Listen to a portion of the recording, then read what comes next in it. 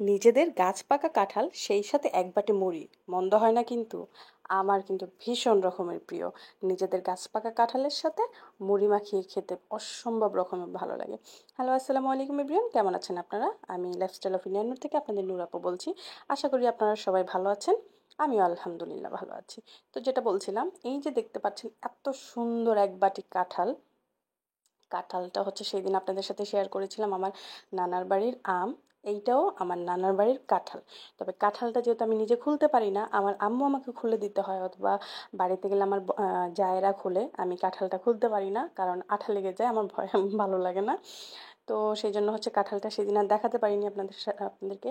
দেখেন কাঁঠালটা এরকম সুন্দর কাঁঠাল কিন্তু আসলে অসম্ভব রকমের ভালো লাগে এবং খেতে অসম্ভব রকমের মজা এই কাঁঠালগুলো আমার নানার বাড়ির।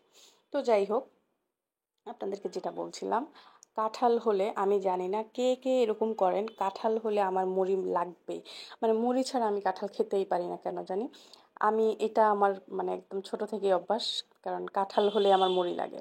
তো দেখেন এত বেশি মজা। আর নোয়াখালীর মানুষ কিন্তু আরও একটা জিনিস করে, সেটা হচ্ছে কাঁঠালের সাথে কাঁঠাল মুড়ি আর নারকেল, এই জিনিসটা খায়। এই জিনিসটা বেশি খায় আমার শ্বশুর বাড়িতে।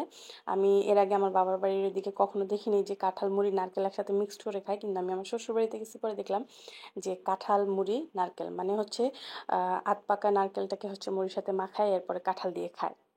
তো ওইটাও কিন্তু অসম্ভব রকমের মজা। কিন্তু এইভাবেও কিন্তু অসম্ভব রকমের মজা লাগে কাঁঠালটা। তো যাই হোক, আমি কিন্তু কাঁঠাল হলে এইভাবে মুড়ি নিয়ে বসে যাই। আপনারা বসেন কিনা অবশ্যই জানাবেন।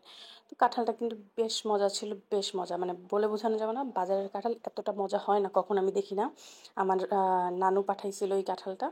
অসম্ভব রকমের মজা, আমার নানুর নিজের হাতে লাগানো গাছ, মানে ভাবতেই কেমন জানি শান্তি শান্তি লাগে। তো যাই হোক, আমাদের এই ফলের এই সিজনটা আমাদের জন্য আসলে একটা ব্লেসিংস। একের পর এক এত মিষ্টি মধুর লোভনীয় সব ফল আসতে থাকে, আম, কাঁঠাল, লিচু, জাম, মানে একটার পর একটা আসতে থাকে, কোনটা রেখে যে কোনটা খাবো। তো এখান দিয়ে আমি হচ্ছে কাঁঠাল খেতে খেতে কারেন্টটা গেছে ঠুস হয়ে। এরপরে হচ্ছে আমি কি করব, খাওয়া তো আর বাদ দিব না। তারপরে হলো আমি হাতের টর্চ লাইট জ্বালিয়ে হচ্ছে খাবারটা শেষ করলাম। তো আপনাদের সাথে সেটাও শেয়ার করলাম, কারণ খাবারের প্রথম থেকে যেহেতু শেয়ার করলাম, লাস্ট পর্যন্ত শেয়ার করা উচিত। এরপরে আরেকটা জিনিস এই গরমের সময়, সেটা হচ্ছে তালের ডাব। আমরা তালের ডাব বলি, কিন্তু আপনারা কি বলেন? তবে নোয়াখালীর মানুষ কিন্তু অন্য একটা নাম বলে, সেটা হচ্ছে তালের ল্যাপা। আপনাদের জেলায় এটাকে কি নামে বলে বলে জানেন অবশ্যই কিন্তু কমেন্ট করে জানাবেন। এই জিনিসটা খুলতে একটু কষ্ট হলো, খেতে কিন্তু দারুণ মজা লাগে।